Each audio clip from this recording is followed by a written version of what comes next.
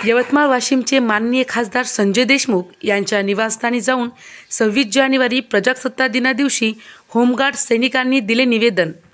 वेतन न घेतलेल्या होमगार्ड सैनिकांच्या ऐच्छिक नियम 1946, 1962 आणि अधिनियम 1947, 1963 मध्ये सुधारणा करून सेवा नियम बनवण्याबाबत दिले मागणीपत्र। होमगार्ड सैनिकांनी असे सादर केले आहे की 1946 साली विनावेतन होमगार्डसाठी नियम बनवण्यात आले होते। त्यावेळी देशात ब्रिटिश राजवट होती। 1947 मध्ये एक कायदा करून विनावेतन होमगार्ड्सना कामावर ठेवण्यात आले होते।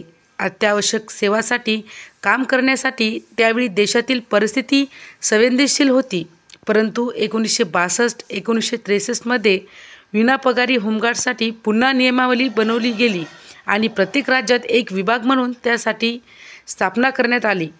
सन 1946 पासून आजपर्यंत त्यात सुधारणा करण्यात आली असल्याने वेतन न मिळालेले होमगार्ड मूलभूत सुविधांपासून वंचित आहेत। सध्या पोलिसांच्या बरोबरीने विनावेतन होमगार्ड शिपायाची सेवा घेतली जात आहे।